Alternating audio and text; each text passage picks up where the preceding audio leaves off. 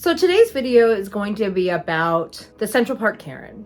So I had made kind of like it was a stitch off of another creator. I guess it wasn't a stitch. It was a reply to one of her comments. And where this person had just been trolling this lady, right? Asking her to give various forms of white privilege. And this story popped into my head.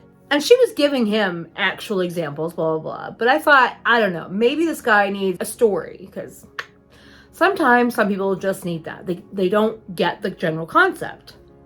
I can be that person sometimes, and that's why I thought that. So, okay. So I make this TikTok. I gave the example. So I've got one for you. A good example of white privilege. So remember during the pandemic, I think it was like in the middle of it, somewhere, maybe 2020, 2021, there was a woman in Central Park in New York. She was white. And there was a black man there. He was bird watching. He has a Harvard degree. Not that that should matter. And he wasn't doing anything. But her dog was there, but not on a leash. It was in a part of the park that has leash laws that she should be wearing. The dog should be wearing a leash. So he went over to her. He's like, "Hey, can you put your dog on a leash?" And she became a Karen instantly, but then she turned around and called the police, and she used her white privilege to call the police on him, to say, "I'm in danger. There's a black man here, and he's gonna hurt me." She made it about race. And she wasn't in any danger. That guy was not anywhere near her. And he recorded the whole thing. She acted like an absolute child because she couldn't have her way. And because she couldn't have her way, she weaponized what she knew she could do. You know, and maybe some won't call that white privilege, but in my opinion, that is. Now, somebody else made a comment. And they said, you should go read this Newsweek article that was titled, "I was branded the Central Park Karen, and I'm still in hiding 3 years later." So I read it. Now, Newsweek, I wouldn't put them up there with like AP and Reuters, right? They're not like, they're a sensationalized type of publication, right? Where they tell you stuff, but it's from a specific angle. It's always skewed. I read the Newsweek article. I remember reading it when it first came out. I reread it before I replied to this lady. It had a very different tone than her original apology and original statement she had. The woman, since identified as Amy Cooper, apologized for making the call in a Monday evening interview with NBC4 New York. "I sincerely and humbly apologize to everyone, especially to the man, his family," she said. "It was unacceptable, and I humbly and fully apologize to everyone who's seen that video. Everyone that has been offended, everyone who thinks of me in a lower light, and I understand why they do." So originally when things went down, she figured out this video went viral. She apologized. She said she didn't mean to be racist, blah, blah, blah. Right? All right. She never said I plan to do better, which you should always do that. Like, even if you accidentally did something racist. And as a white woman, that's happened to me a few times. I grew up in a racist family. They're not only racist, but they were abusive. So I had like a fun circus going on at home, right? Now, I grew up with tropes like black people run faster, black people are just stronger. I wasn't allowed to date any black guys because, think about the children, whatever the fuck that really meant. Anyway, I think it was just, to me, looking back at it all, it was a racist trope, right? My whole point is, there are some white people out there that are trapped with some of these tropes they don't even necessarily know that they have. Now, I'm not giving them an excuse, but it's happened to me. And it happens. Like, the other day, it was just the other day, I consider myself an ally to black and brown people because we're all human. Like, I don't understand. Like, we're all human. It doesn't matter if you were born black, I born white.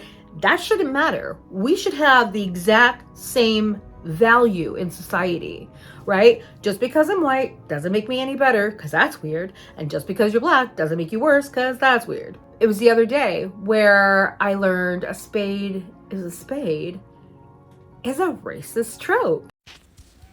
Good evening, TikTok. I'm back from a wonderful long weekend vacation in New York. It's good to be back at home. I'm so excited to sleep in my bed tonight and have my pillow, because those pillows were terrible at the W in Times Square, but I digress. This is for educational purposes only. This is not bullying or harassment. For educational purposes only. Buckle in. You might be uncomfortable on this. We're going to address this comment up here and its accusations, shall we? Over here, you already know it's facts over fiction. And I like to come with cites and sources and everything else.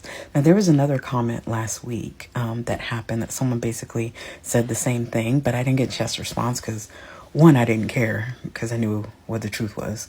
And two, I was packing to go to New York. So now that I'm back, I'm going to respond to like one or two tonight. Then tomorrow I might respond to some more. It's okay to say I didn't know. It's okay to refute something with evidence. It's not okay to call people's names and misuse a term. Do you know what race baiting actually means? Race baiting, the unfair use of statements about race to try and influence the actions or attitudes of a particular group of people. Race baiting, the making of verbal attacks against members of a racial group. The act of intentionally encouraging racism or anger about issues related to race, often to get a political advantage. Am I running for a race in something? Or just trying to educate people?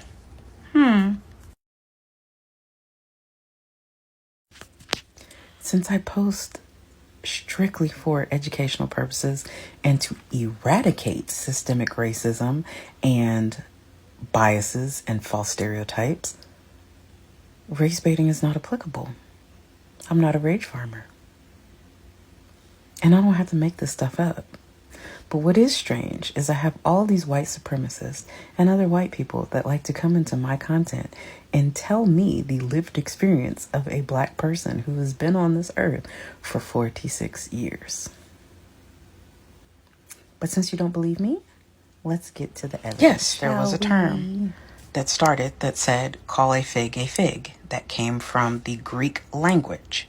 And then spade means a sword or a gardening tool, correct. But if you look above, in the 1920s, during the Harlem Renaissance, spade began to evolve into a code for a black person, according to Patricia T. O'Connor.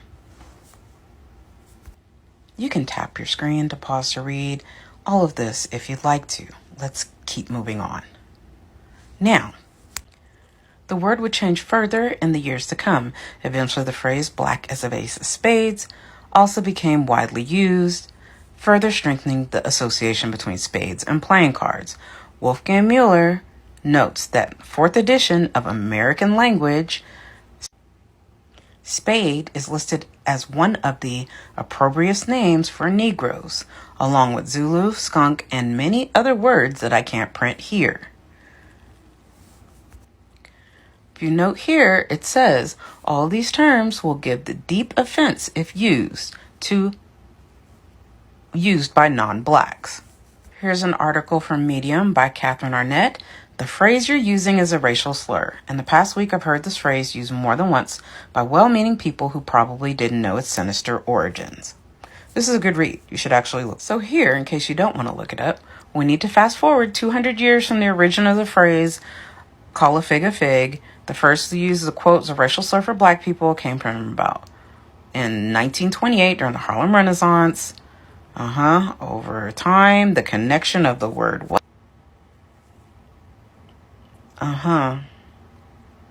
Okay, black people were migrating north to escape Jim Crow laws. Pause reading time. If spade initially was a euphemism for a black person and didn't have negative connotations associated with it, it would be easily taken in the negative connotation. Point is, phrases evolve. And what she's saying is, if you think of people with disabilities, a long time ago, they used to refer to them as crippled. And the correct term is handicap, as she says up here. When you learn better, you do better. So for the last 100 years, to call a spade has taken on a new racialized meaning. There was an attempt during the civil rights movement to reclaim the word spade. It didn't take on. So again, when you say call a spade, you're invoking all of its racialized connotations as well, perhaps without even realizing it. I always say that intent does not change the impact. You can still cause harm, even if you didn't mean to. As always, here's the sources. This is one of the books that's mentioned, Dictionary of American Proverbs. You can look it up on Google Books for pretty much free. You can search through it if you want. And here's another study, Call a Spade, from classical phrase to racial slur. A case study. This was from Harvard, by the way. The synopsis of this book. This book is an attempt to trace the origin, history, documentation. Well, you can pause to read this. But again, I've given you a few sources, a few ways you could look this up. This isn't race baiting. Just because you might not have heard a history or a story does not make it not exist. I've had so many comments this week on systemic racism doesn't exist. This isn't true. This isn't true. But they haven't lived it. I mean, you do realize your singular personal anecdote does not make it fact. It's like, well, I've never had prostate cancer before, so it can't exist. I've never experienced prostate cancer as a woman, so it's not real. Do you understand how just bonkers that sounds? Now that we have seen that the evidence shows I was right, why is it so difficult for some people to just listen and instead of shut their brain down, process the information, go look it up yourself, and then come back in a respectful manner to correct someone? It always has to be the name calling and the disrespect. And then you wonder why someone might say, oh, you're kind of acting like a racist.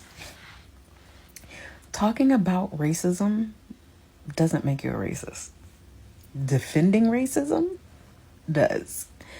And it just doesn't make sense to defend it. Like, do y'all hear yourselves? Do you read your own comments before you send them? I'm just curious.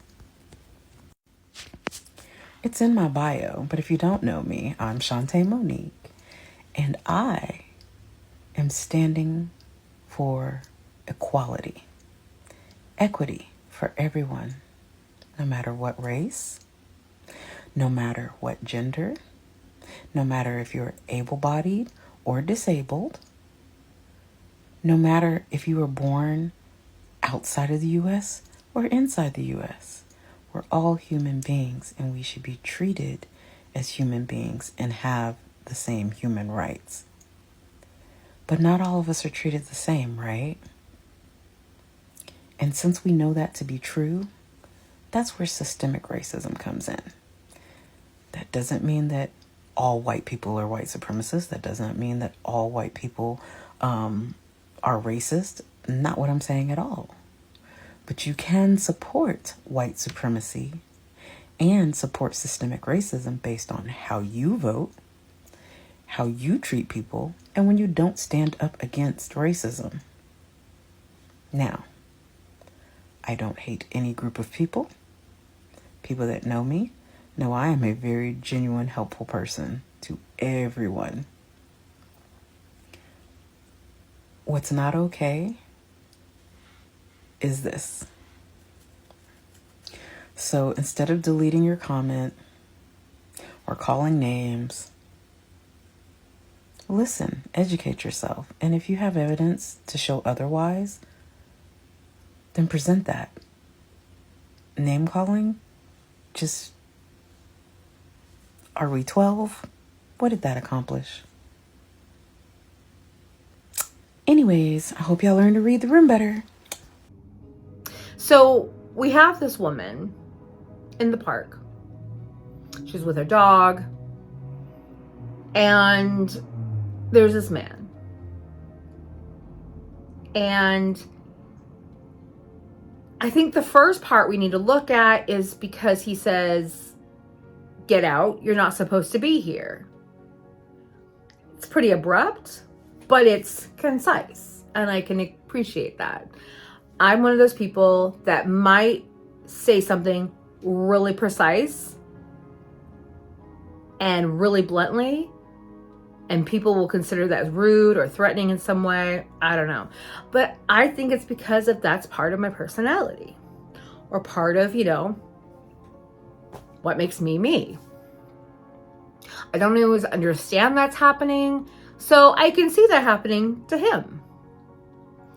Also, I know from my personal experience, I have been in situations where I was completely misunderstood, where even my own husband for a long time thought I was angry all the time, and I wasn't. I have anxiety disorder, and I remember when I was going to therapy, and there was a therapist, and she says, normal people are about 1 or 2 all the time. That's where they're at, 1 or 2, maybe 3, but mostly 1 or 2. She's like, you're up here 8 or 10, just rolling up here. So when something goes, that's not so much true for me anymore because, yay, thank you, Zoloft. I'm a lot more level, but it can still happen to me. It's just not as easily.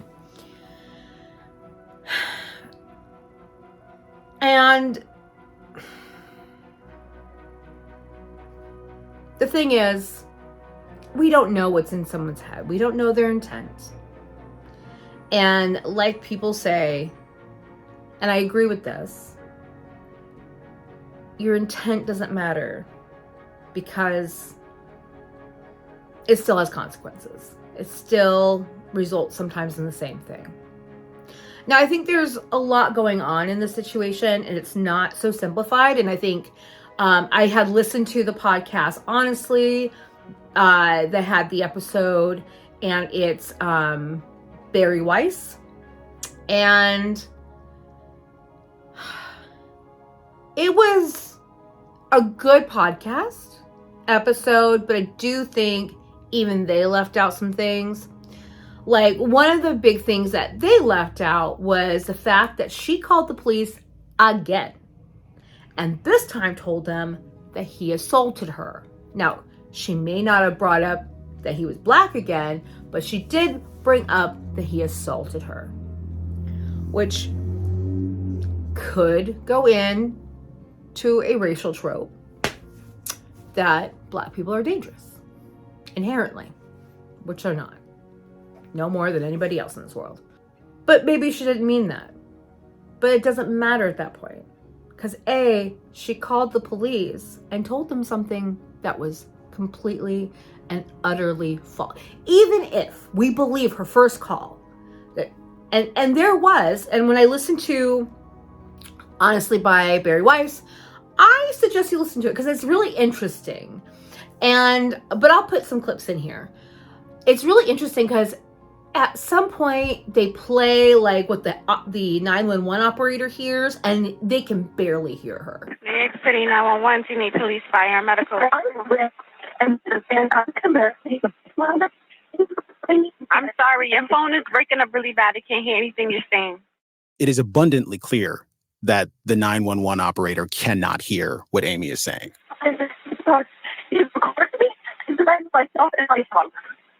Ma'am, I cannot hear anything. The phone is breaking up really bad. Immediately when the call goes through, I realize it's a bad connection and they can't hear me and I can't hear them. I'm sorry, I can't hear you either. I'm being threatened by a man in the ramble. Please send the cops immediately. So when she's like, going up a couple octaves and keeps saying it over and over again. And the very last time she says it, she doesn't even say he's black. She's like, there's a man here and he's gonna hurt me. Or he's threatening to hurt me and my dog or something like that. Send help right away. And perhaps she was scared at that point. People can get themselves in a frenzy. I've done it. I've seen people do it to themselves. I'm not saying that that is right or wrong. What I'm saying is it happens. And we could have two high stress individuals in the same area, which also will make a complicated problem. Because when two people are together that are high stress, they tend to clash in a big way. And they could misinterpret each other, right? Now, the guy did say, and Christian did say to Amy, who was the woman, these words, which when he said these words, it made it feel way more threatening than I believe it probably was meant to be, or not threatening in a bodily way. Because he says, you're going to do what you want. If you're going to do what you want, I'm going to do what I want, and you're not going to like it. I mean, that could mean a lot of things. I personally would not leap to, oh, he's going to hurt me and my dog. Like, that's not something I would leap to normally. And I've had a lot of abuse in my life, and I'm not saying that everyone's equivalent, and if you've been through abuse, that you should act only this way. That's not it. But I do find it interesting, and people do respond in different ways, but I do find it interesting that when she did the Newsweek article, or when Newsweek did the article, I think they actually did it off of Barry Weiss's, because the words were exact. I think they did it off of her podcast, honestly. And I did feel that the weight was more sympathetic to Amy than it was to Christian. And I say that because they do mention that this happened on the same day George Floyd was murdered by that police officer. It sparked a public outrage, a public outcry. People took to the streets because this wasn't the first unarmed black man or black person, because there's been plenty of black women too, that have died due to negligence on the police's part, or just due to overt racism on the police officer's part. Now, George Floyd, if you're not familiar with him, he was a man that was accused of using a fake $20 bill at a store. I don't think he was doing that. It doesn't matter.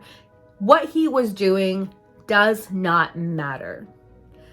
I don't care if he was really doing that. Let's say he was, for argument's sake. Let's say he was trying to pay. That shouldn't end in a death sentence, where that police officer and the police officers with him that helped him, because in my opinion, they are accessories to murder, because they did nothing to stop it. Derek Chauvin, I think that's his name, put his knee and the weight of his body on George Floyd's neck. Your neck is pretty fragile. It really is. You have your spine that runs through it, a bunch of blood vessels, and you got your arteries, your carotid and stuff like that. It's fragile. Like, that's why when you're in a car accident, you get whiplash, it sucks. Because it's fragile. Now, it's not supposed to be a lethal maneuver, but it turns out that if you don't listen to the person that's underneath your knee and they're screaming out for their mom and they are saying they can't breathe over and over and crying, and this man, he knew he was dying. And I cannot imagine the fear of it from a person from authority like that. That has to be a special kind of hell. It just has to be, because that's ridiculous. The police are supposed to be the good guys. They're supposed to help you. I mean, I grew up, they were always the good guys. I don't necessarily see them all that way anymore, because as I grew up, I realized not everyone gets treated that way. You had that context behind, right? I'm pretty sure this incident happened hours later in the park. So by this time, I don't know if Christian knew about George Floyd's death, but I kind of assume he did because it was everywhere. It was everywhere because people were filming it as it was happening, because there was a bunch of bystanders. There was people there that watched the whole thing and that were scarred for the rest of their lives, as anyone would be. That's, decent, to be honest. The way they kind of went over it in the podcast made it seem like they were insinuating this, but they only talked about this one example because it happened on the same day, around the same time. But the thing is, that's not the first time that's even happened. That was just, at that point, the latest one. There have been many others before. I cannot imagine what it's like to go through life as a skin color that if you get pulled over by the police, you may not survive it, like a traffic stop or anything. Think about that for a moment. It would be more honest, which is a little bit ironic to mention that this has been something, that this was just the latest one in a wide variety of deaths by policemen. I mean, and this is also during the pandemic. This was also when Trump was in office. And regardless of where you sit on the political spectrum, for a lot of people, when he was in office, it was a hard time. And I think especially for Black and brown communities. And so there was that greater context. You had the pandemic, and they don't think they mentioned that it was Trump's office, but I think that is a factor of how people's were heightened. So I think both of them, because I'm going to give her a little bit of benefit of the doubt there, I think both of them had some shit going on. And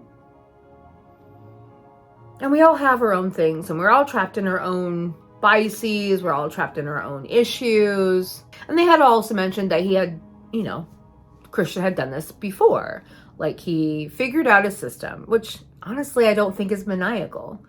And honestly, it may have been something I would do, to be honest, if I was in his position, of people always bringing their dogs to that area, to that patch of grass that was supposed to be reserved for bird watching, and they let their dogs run wild. But when that happens, you can't really watch the birds because the birds will fly away, especially the bog darks.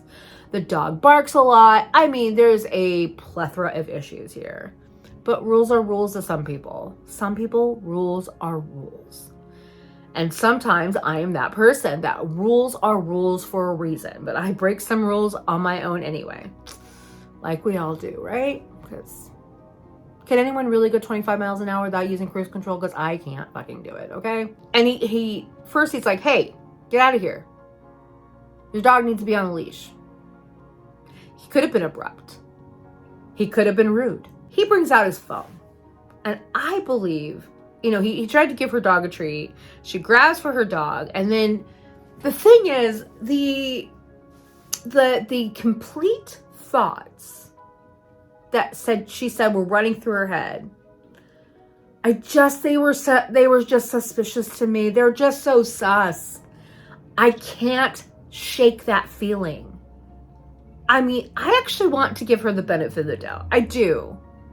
But I also understand that we will say and do shit that we don't think is ill-meaning. Because from our perspective, it isn't. But from their perspective, it is. And I think that's where we have to make this reconciliation, if you will.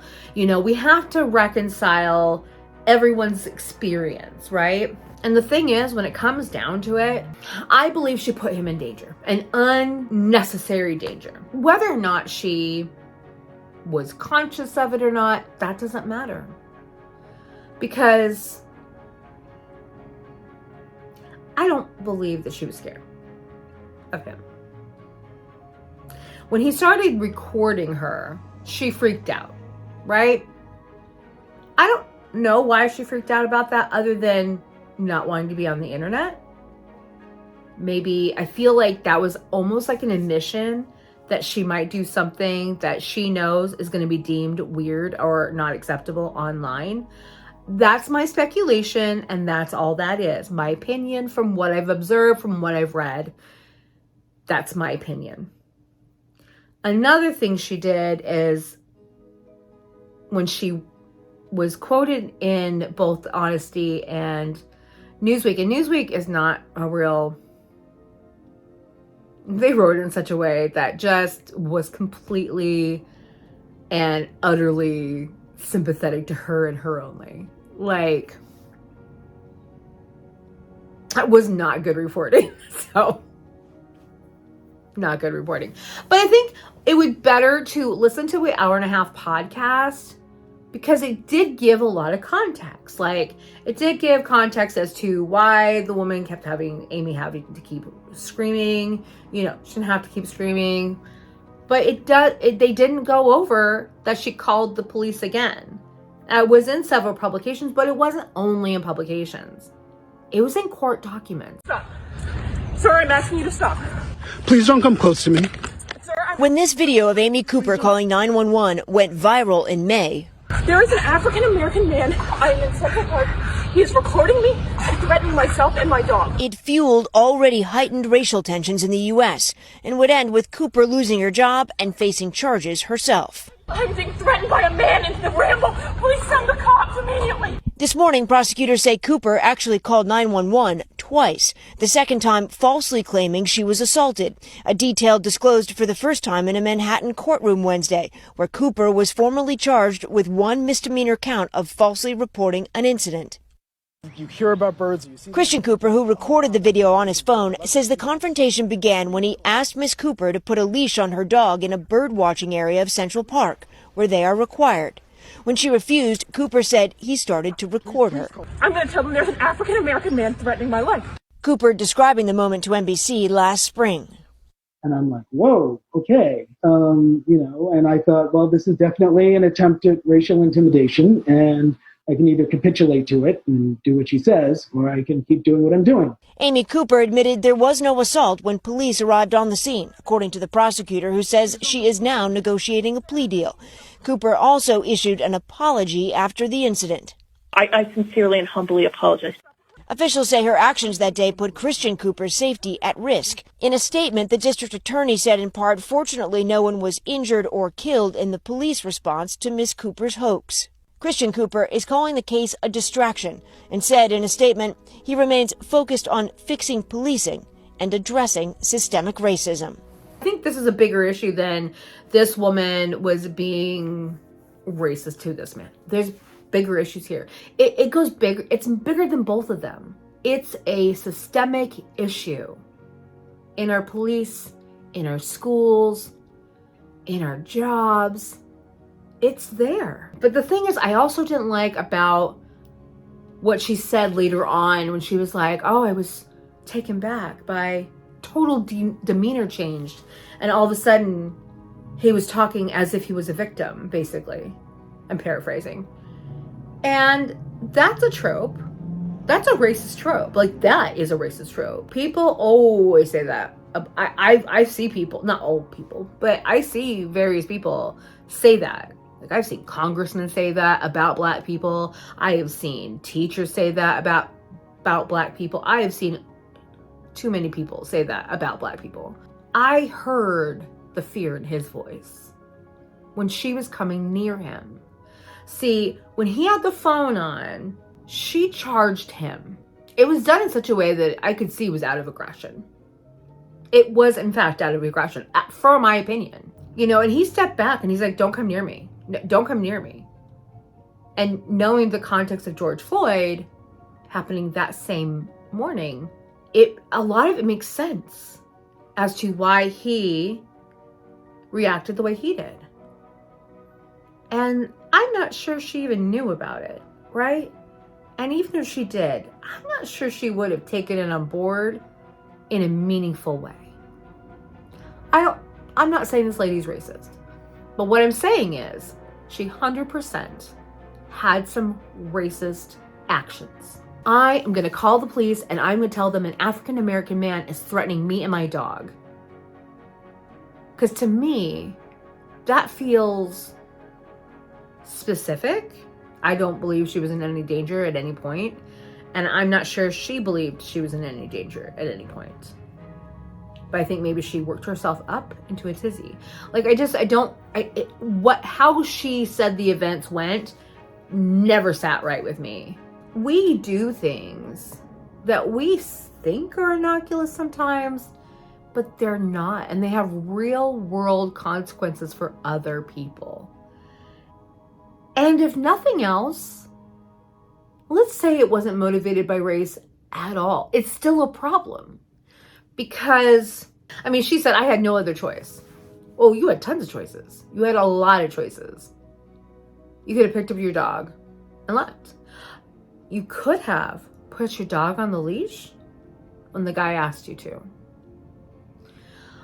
I think she was combative.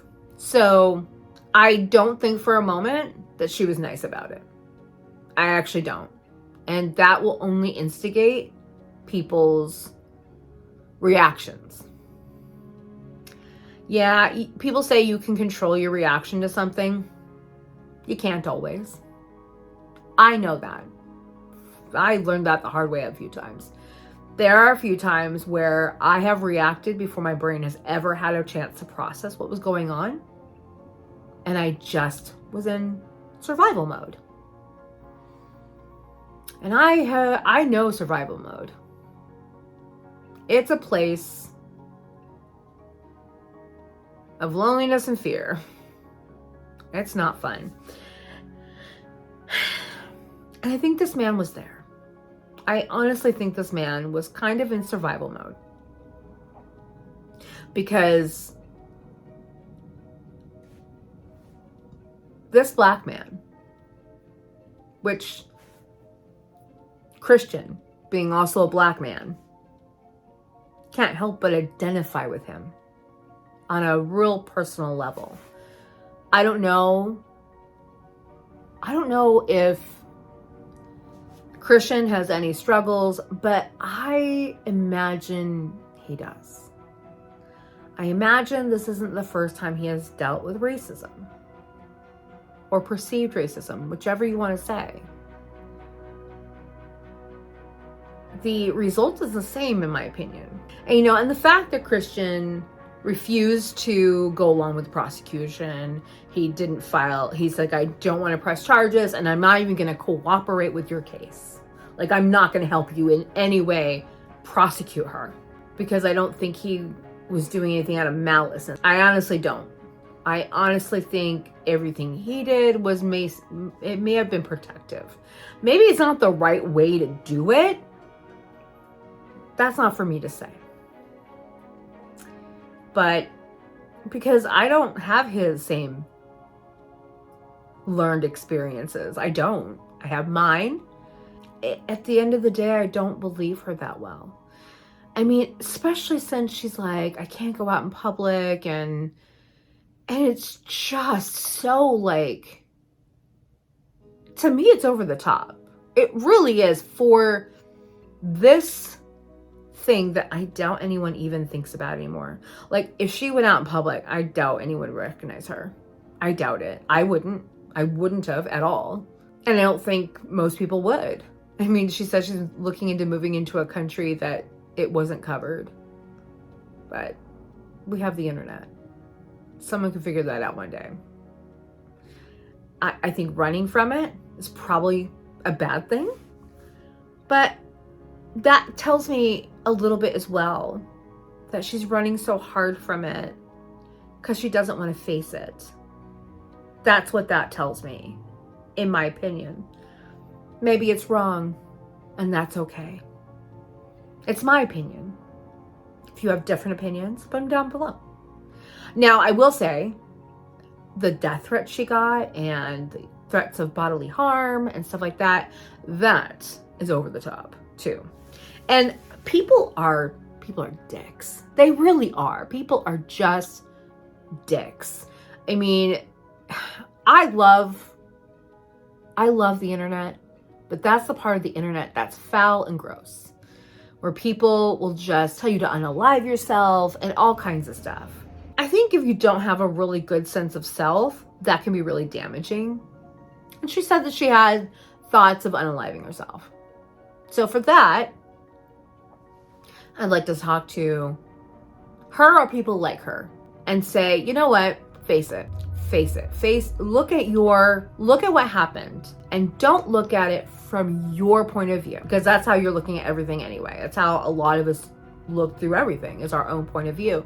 And the problem is having to see it through somebody else's eyes. And it's hard. It really is. It takes time, energy, compassion, and willingness to look through somebody else's eyes and look at the greater context. I don't believe she has. I think right now she's playing the victim, 100%. It's like when Roseanne Barr, when she blamed her racist rant on having bipolar disorder. Now, I know people that are bipolar have delusions in some way or another, and I don't know if they can come up, they're racially motivated, but I didn't believe Roseanne Barr either. And Roseanne Barr, she's pretty checkered. She got canceled immediately.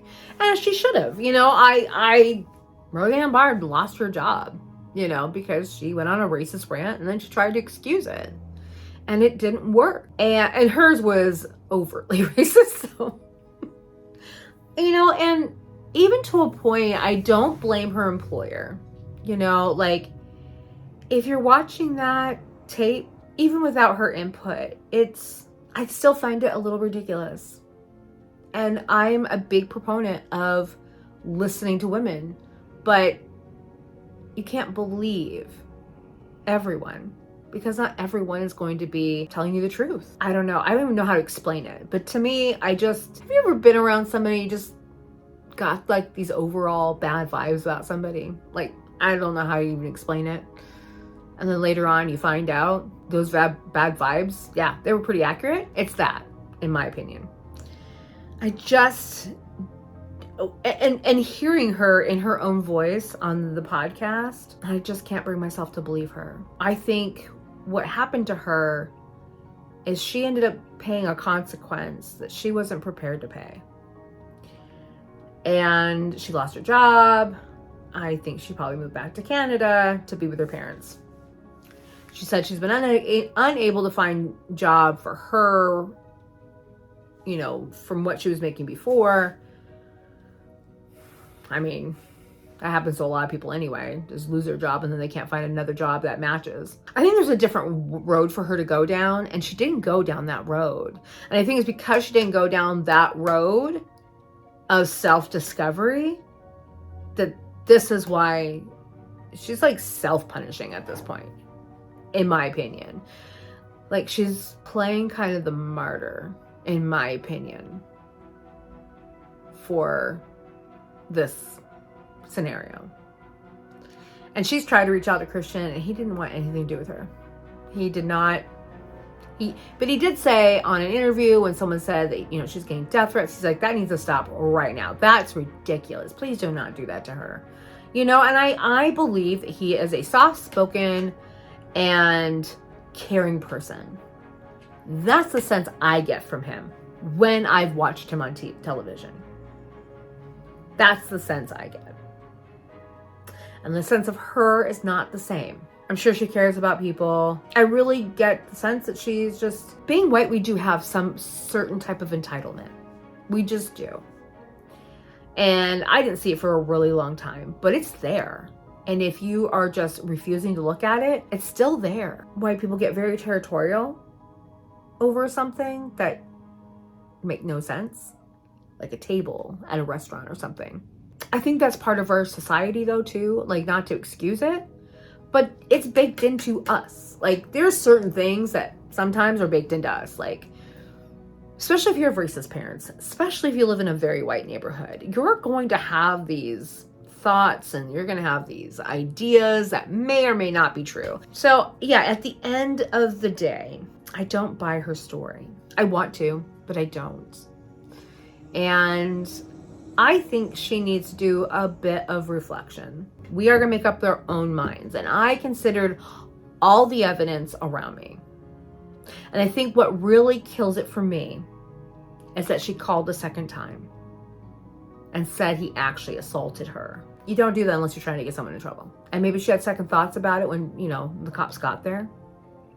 Perhaps. And then she said, no, I lied about that.